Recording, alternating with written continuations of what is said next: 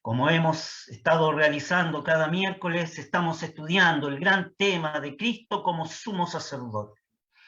Ya hemos considerado el primer tema, que son las características del sumo sacerdocio, para poder entrar en esta noche, con la ayuda del Señor, en nuestro segundo gran tema de este estudio precioso de la Escritura. Hoy estudiaremos acerca de Cristo y Melquisedec. Ya hemos leído la primera porción de Hebreos, que está en capítulo 7, desde el texto 1 al texto 4. Podríamos recordarlo y volver a leerlo para poder tener presente en nuestra memoria lo que dice la Escritura. Hebreos capítulo 7, del texto 1 al texto 4. Dice así: porque este Melquisedec, rey de Salem, sacerdote del Dios Altísimo, el cual salió a recibir a Abraham, que volvía de la derrota de los reyes, y le bendijo, al cual asimismo dio a Abraham los diezmos de todo. Primeramente él se interpreta rey de justicia, y luego también rey de Salem, que es rey de paz, sin padre, sin madre, sin linaje, que ni tiene principio de días ni fin de vida, mas hecho semejante al Hijo de Dios, permanece sacerdote para siempre. Mirad pues cuán grande fue este, al cual aún Abraham, el patriarca, dio los diezmos de los despojos. Que el Señor bendiga su palabra. Tenemos dos grandes puntos que estudiar en esta noche con respecto a este tema. Primeramente diremos que el llamamiento de Dios, constituyendo a Jesucristo como sumo sacerdote, sumo pontífice, tiene un fundamento escritural en el Antiguo Testamento. Fíjese, apreciados hermanos, que el autor divino expresa en el texto a los hebreos que hemos considerado en esta noche la referencia detallada a Melquisedec. Pero no lo hace como una figura histórica, sino que la descripción que el Antiguo Testamento hace de su sacerdocio. La epístola a los hebreos abunda en la enseñanza sobre Melquisedec y lo hace sobre un gran anuncio que está en la Escritura. Y este primer anuncio está en el Salmo 110, el texto 4, el cual dice así: juró Jehová y no se arrepentirá, tú eres sacerdote para siempre según el orden de Melquisedec. La epístola a los hebreos expone en detalle lo que el Salmo que acabamos de leer manifiesta. Es decir, expone que Cristo es sacerdote eternamente según el orden de Melquisedec. La epístola a los hebreos ya ha hecho antes 3 menciones de este gran pasaje. Fíjese que lo hizo en el Hebreos 5, texto 6, en Hebreos 5, texto 10, y luego lo hace en el Hebreos 6, el texto 20.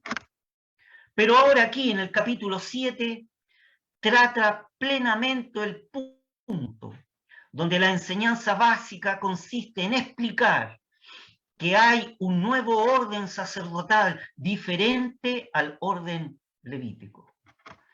Y este es el punto central para el desarrollo de la doctrina, que se hace acerca del sumo sacerdocio de Cristo. Fíjese que este Melquisedec es una figura extraña. Aparece tan solo 3 veces en la Escritura. Y hay una aureola de gloria que rodea su nombre, principalmente porque prefigura aspectos esenciales que corresponden al sacerdocio de Cristo. Primeramente, aparece en Génesis capítulo 14, del texto 18 al 20. Podríamos leer Génesis capítulo 14 y recordar qué dicen los textos del 18 al 20. Dice así Génesis 14. Entonces Melquisedec, rey de Salem, sacó pan y vino, el cual era sacerdote del Dios alto, y bendíjole, y dijo: bendito sea Abraham del Dios alto, poseedor de los cielos y de la tierra, y bendito sea Dios, Bendito sea el Dios alto, que entregó tus enemigos en tu mano y dióle a Abraham los diezmos de todo. Aquí en Génesis capítulo 14, del texto 18 al 20 que acabamos de leer, hay una descripción muy breve acerca de este personaje Melquisedec.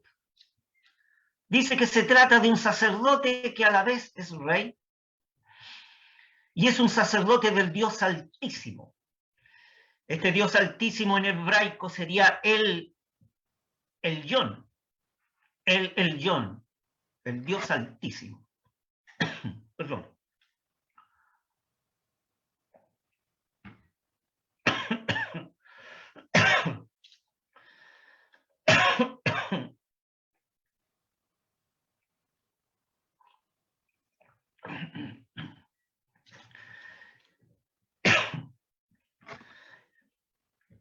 Este Dios, Melquisedec, recibe a Abraham después de una gran batalla y ofrece pan y vino y recibe los diezmos de Abraham y lo bendice. Luego sigue la revelación bíblica, un largo silencio en cuanto a este personaje. La historia en Génesis que acabamos de leer es muy breve, pocos detalles y termina. Pero deja una profunda impresión en Abraham. Como segundo punto podemos decir que en el Salmo 110, unos 1000 años antes después, aparece algo más sobre Melquisedec. Es un breve anuncio profético allí en el Salmo 110, que podríamos considerar.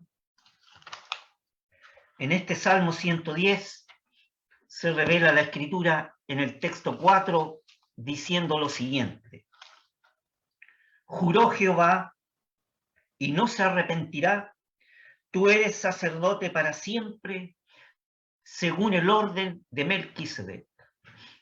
La verdad que el salmista está pensando en un sacerdocio mesiánico y lo asemeja a este Melquisedec, pero no avanza en el pensamiento.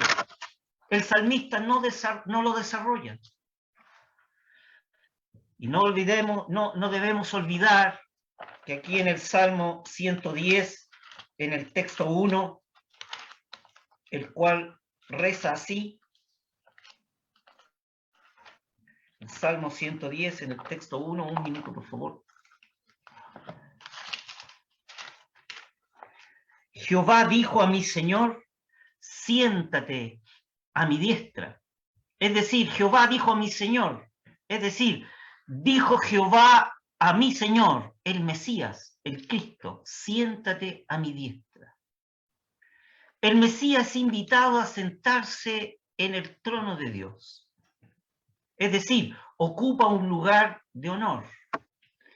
Y esto tiene que ver con la resurrección del Mesías. La expresión aquí en el Salmo, siéntate, sugiere que su obra expiatoria ha sido consumada, la de este Mesías. La frase a mi diestra sugiere que la comunión con el Padre ha sido totalmente restaurada. Como un tercer punto podemos decir, otros 1000 años después, vuelve a aparecer de nuevo Melquisedec. Vuelve a anunciarse en la Escritura por tercera vez a Melquisedec. Pero en este caso no se trata el breve relato histórico que hemos leído en Génesis, ni tampoco un breve anuncio profético que hemos leído en el Salmo 110, sino que en la epístola a los Hebreos encontramos la gran exposición doctrinal acerca de este personaje. Hay que destacar que el sacerdocio de Cristo se relaciona con el de Melquisedec en cuanto al orden, pero en cuanto al oficio se le compara con el sacerdocio arónico. El divino autor en la epístola a los Hebreos vuelve al sacerdocio de Melquisedec para establecer lo que es fundamental, y lo hace en los capítulos 5 y 7 de la Epístola a los Hebreos, que es la superioridad del sacerdocio de Cristo con respecto al sacerdocio arónico. El nombre personal de Melquisedec es Rey de Justicia. La verdad que la palabra Melquisedec en hebraico es una palabra compuesta, porque primeramente dice Melqui, que en hebraico significa rey, o mi rey, y Sedec, que en hebraico significa justicia o rectitud. Así que Melquisedec significa mi rey de justicia, o rey de justicia, o rey de rectitud. Y su título es rey de Salem. Y Salem en hebraico viene de Shalom, que significa paz. Así que también tiene ese título de rey de paz. En todo esto, Melquisedec es figura del sacerdocio de Cristo. Y esta analogía se repite constantemente. Para comprender al divino autor de los Hebreos, hay que recordar el lugar de supremo honor que Abraham ocupa en la mente judía y en el pueblo judío. Abraham, él es superior a cualquier otro. Abraham es el fundador de la nación hebrea. Él es el patriarca del pueblo de Dios. Sin embargo, el autor de la epístola explica que este Melquisedec es más grande que Abraham. Su argumento se basa en que a través de Abraham, a un Leví que recibe los diezmos, ha pagado los diezmos. Porque este Leví estaba en los lomos de su padre Abraham cuando éste se encontró con el personaje de Melquisedec. Ahora, dado que Cristo es sacerdote según el orden de Melquisedec, él es superior en orden de sacerdocio con relación a los sacerdotes que sirven en el templo. El escritor nos recuerda en Hebreos 7:3 que dice: sin padre, sin madre, sin linaje, que ni tiene principio de días ni fin de vida, mas hecho semejante al Hijo de Dios, permanece sacerdote para siempre.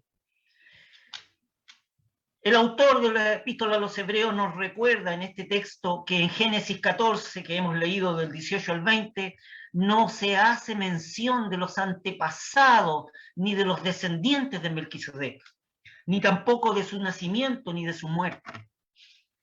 El silencio de la genealogía de Melquisedec se pone de manifiesto y se enfatiza radicalmente para concretar el tipo que era Jesucristo.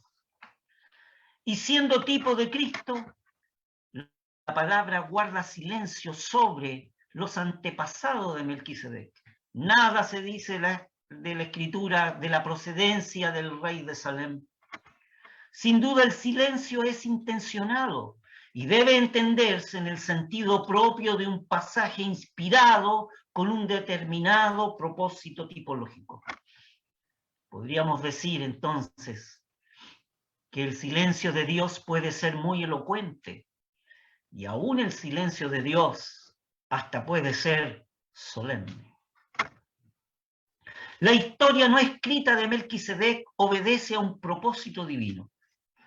Y el Espíritu Santo interpreta mediante esta omisión deliberada de su descendencia el carácter eterno, inmutable del sacerdocio de Cristo.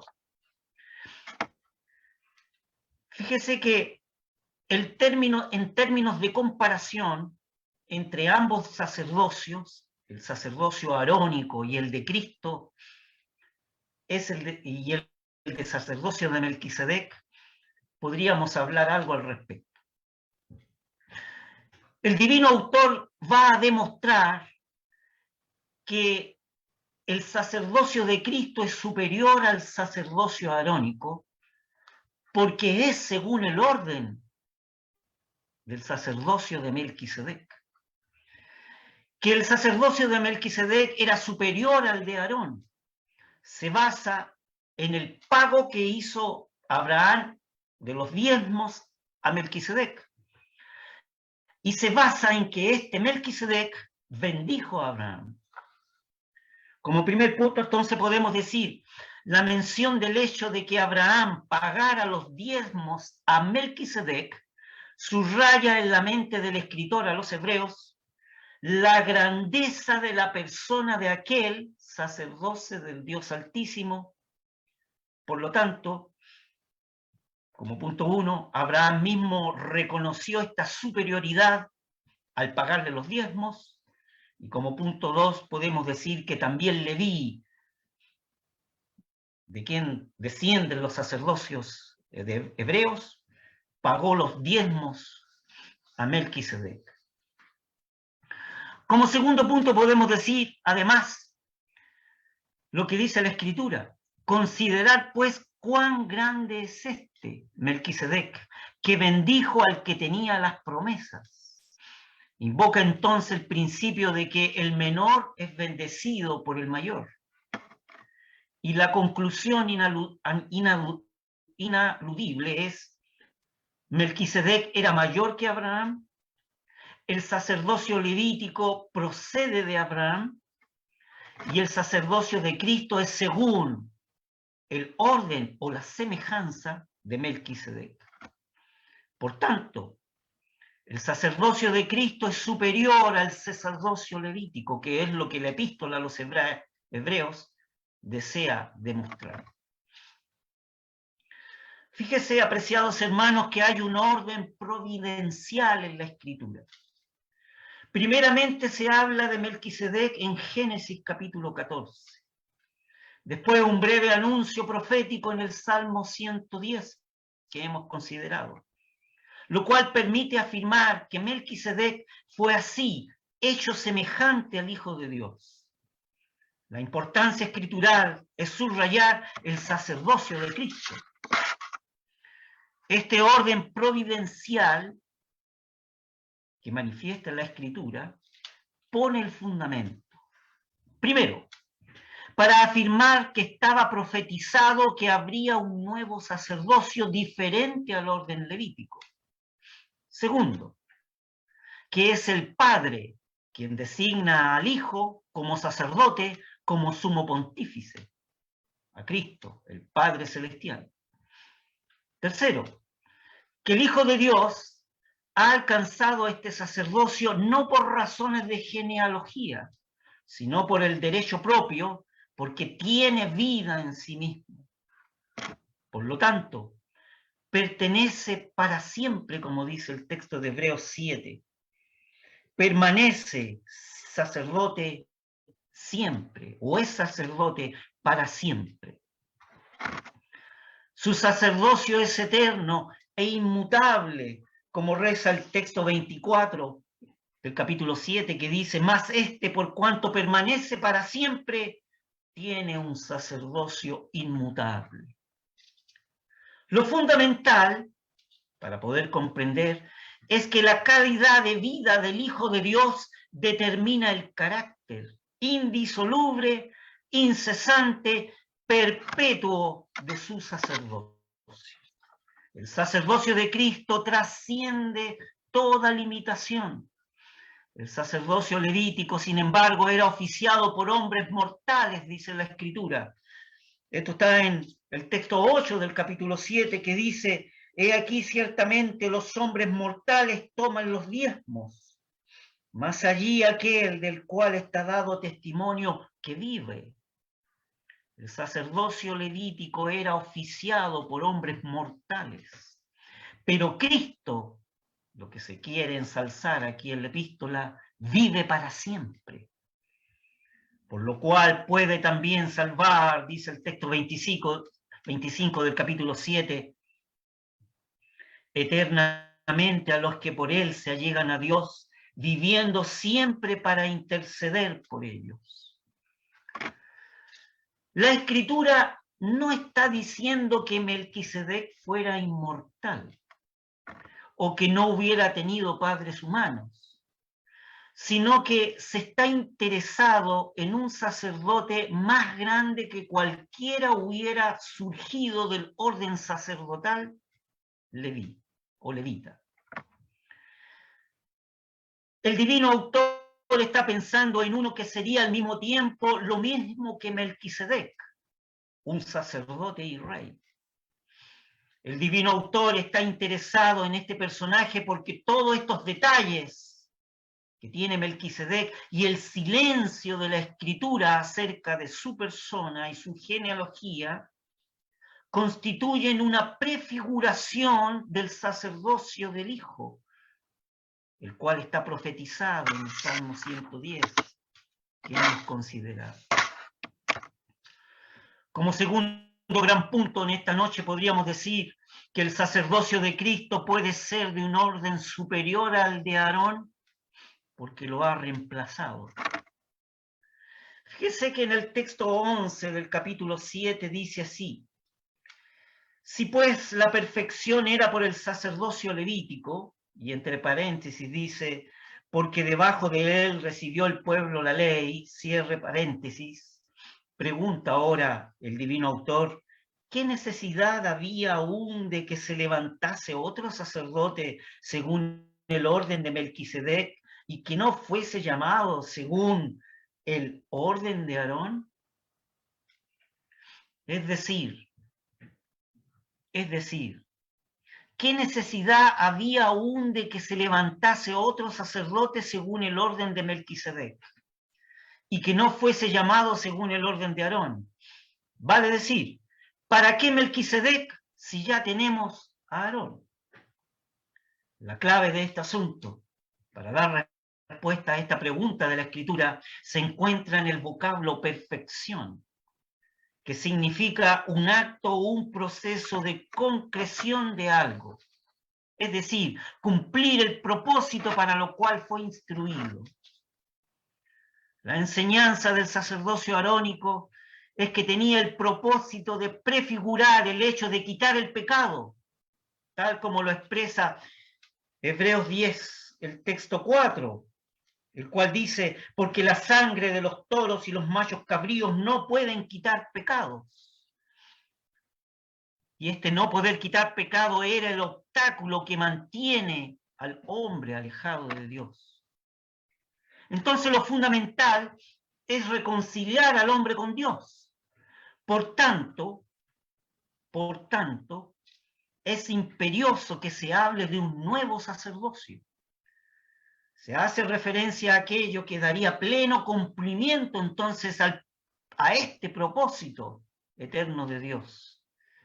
Es decir, el hecho de quitar definitivamente el pecado, el pecado del hombre, el cual es y era el obstáculo que mantiene al hombre alejado de Dios. El sacerdocio levítico podía simbolizar esta reconciliación, pero no podía garantizarla. Los sacerdotes levíticos pudieron hacer eso en una forma típica, simbólica, pero no filial, no perfecta. Aquel sacerdocio levítico y aquellos sacrificios que hacían ellos en su ritual fueron establecidos por Dios para señalar al Mesías y a la necesidad de una muerte vicaria. En otras palabras, dado que el sacerdocio levítico no podía y no pudo nunca quitar el pecado, era entonces necesario tener un nuevo sacerdocio, el cual vendría de otra tribu, la de Judá. Un nuevo sacerdocio y un nuevo sacerdote. ¿Quién sería ese? El Mesías. Este Mesías debía ser levantado y no podía ser del orden de Aarón, sino sería del orden o semejanza de Melquisedec. El texto 17 del capítulo 7 de la epístola a los Hebreos dice, pues se da testimonio de él, del Mesías, el cual Dios, el Padre, le dice, tú eres sacerdote para siempre según el orden o semejanza de Melquisedec. Y este es el gran anuncio profético que tiene el Salmo 110. Y el Salmo es fundamental en la revelación escritural. ¿Por qué? Anuncia que llegaría un día un sacerdote de otro orden, quien ejecutaría lo que el sacerdocio arónico, lo que el sacerdocio levítico no había podido hacer. Además recordaremos que de la tribu de Judá venían los reyes, y Cristo ha nacido de la tribu de Judá, pues él habría de reunir el sacerdocio y además el reino, como profetiza Zacarías. Zacarías dice en el capítulo 6, el texto 13, él edificará el templo de Jehová, y él llevará gloria y se sentará y dominará en su trono y será sacerdote en su solio. Y consejo de paz será entre ambos dos.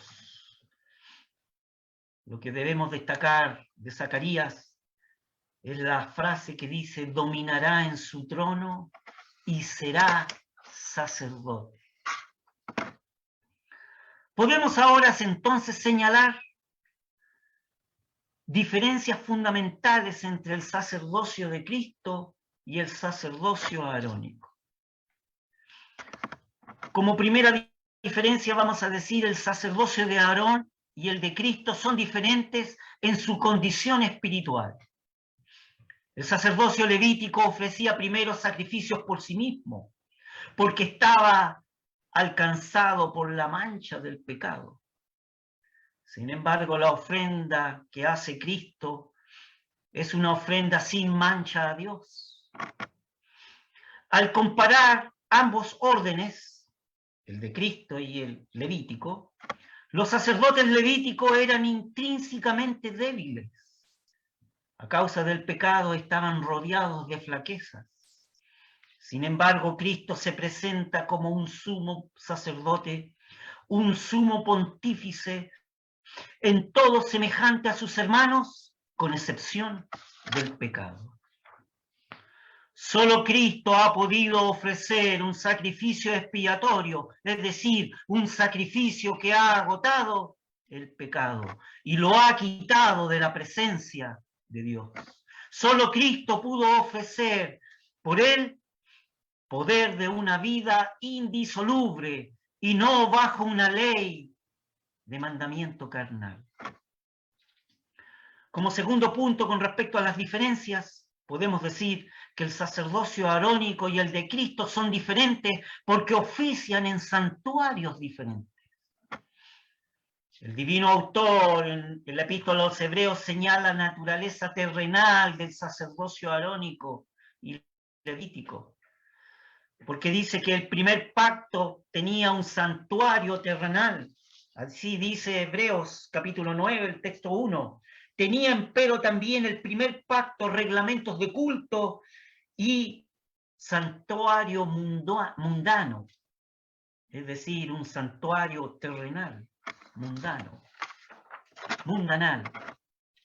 terreno, en tanto que Cristo ha entrado al santuario celestial, como dice Hebreos 8:2, me es ministro del santuario, de aquel verdadero tabernáculo que el Señor asentó y no hombre.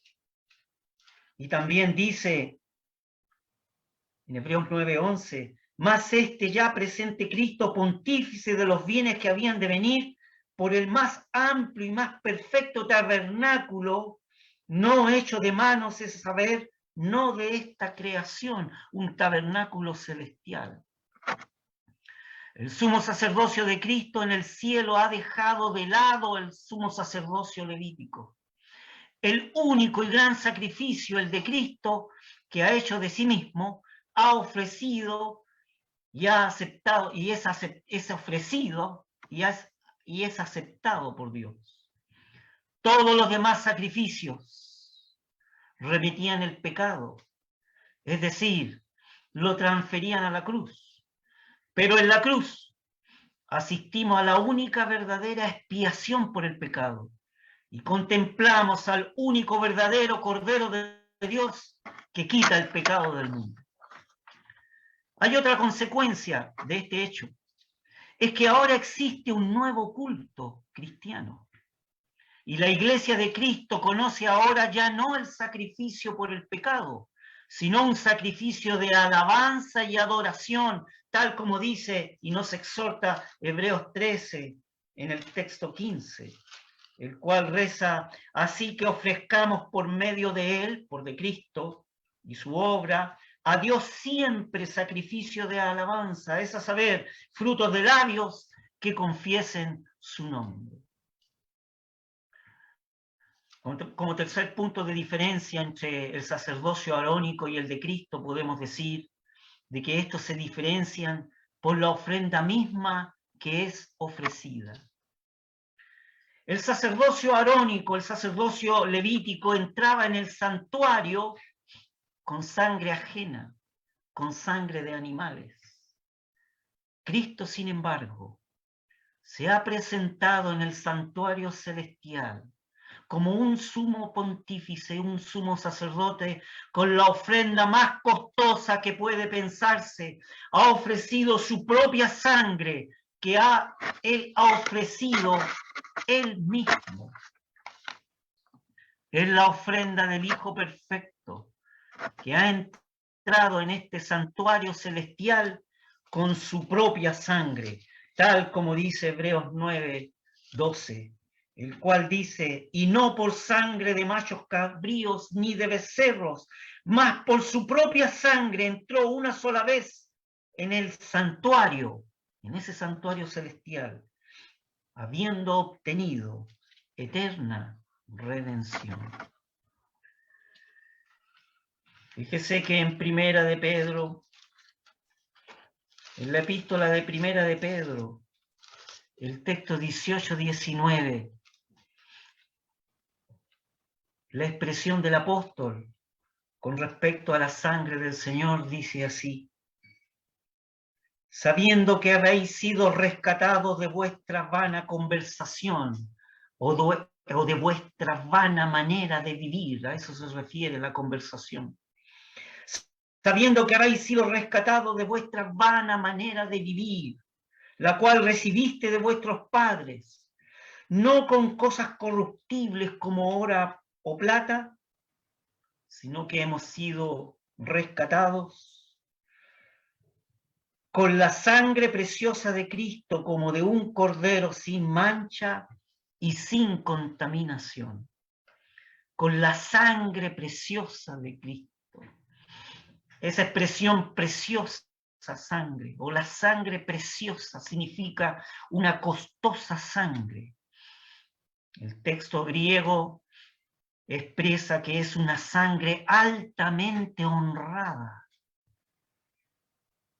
Fuimos rescatados de nuestra vana manera de vivir, no con cosas corruptibles como oro o plata, sino con la sangre costosa de Cristo, con la sangre preciosa altamente honrada de Él. Y el carácter de esta ofrenda que derrama la sangre hasta dar su vida determina su eficacia delante de Dios. Aarón y sus sucesores ofrecían sacrificios que debían repetir año tras año. Pero Cristo, habiendo ofrecido un solo sacrificio de eficacia eterna, una vez para siempre ha obtenido eterna redención, dice la Escritura. Con una sola ofrenda hizo perfecto para siempre a los santificados. El contraste entonces entre estos ambos sacerdocios está en que el sacrificio levítico solo tenía como efecto una purificación de la carne, que no quitaba la culpa del pecado de la conciencia de aquel que ofrecía ese sacrificio. Se requería entonces una continua renovación, una constante actitud de acercarse a Dios a través de sacrificios. Pero Cristo, mediante el sacrificio de sí mismo, ha logrado una vez para siempre la liberación del pecado para todo aquel que confía en Él. Oh amigo o amiga que tú estás escuchando en esta noche y nos acompañas en este estudio precioso, mediante el sacrificio de sí mismo que hizo Cristo en esa cruz del Calvario, ha logrado una vez para siempre la liberación del pecado del hombre. Para todo aquel que ponga su fe, su confianza y su vista en su obra y crea en Él como su Salvador. Podemos decir también la diferencia de estos ambos sacerdocios, el de Arónico y el de Cristo, en que se diferencian porque el sacerdocio de Cristo es inmutable, es intransferible. Las funciones del sacerdocio levítico era transferida de hombre en hombre, era transferida de un hombre a otro, porque la muerte lo interrumpía. Sin embargo, Cristo tiene un sacerdocio inmutable. Su sacerdocio es incambiable y sin sucesión, porque Él es eterno. El sacerdocio arónico y el de Cristo se diferencian también en el origen de su comparación, su compasión hacia los pecadores. El sacerdocio levítico tiene como origen en su propia debilidad humana. Sin embargo, Jesucristo tiene como fundamento la misericordia. Aun cuando está en el ambiente celestial, Él no olvida a los suyos y está presto a salvar a todo pecador que crea en Él. El sacerdocio arónico permanecía unos instantes en el lugar santísimo y luego debía salir prontamente hacia afuera. En cambio que Cristo ha penetrado velo adentro en el tabernáculo celestial y ha permanecido allí. Y está allí porque ha dejado la puerta abierta, ha dejado un camino para el creyente, ha dejado un camino que nadie puede cerrar. Hay un camino para aquellos que son de Cristo. Y ese camino nos permite entrar a la presencia de Dios. Hay un solo camino, el cual Él mismo, quien vertió su propia sangre y resucitó para nuestra justificación. Que el Señor bendiga su palabra, apreciados hermanos, y con la ayuda del Señor continuaremos estudiando este precioso tema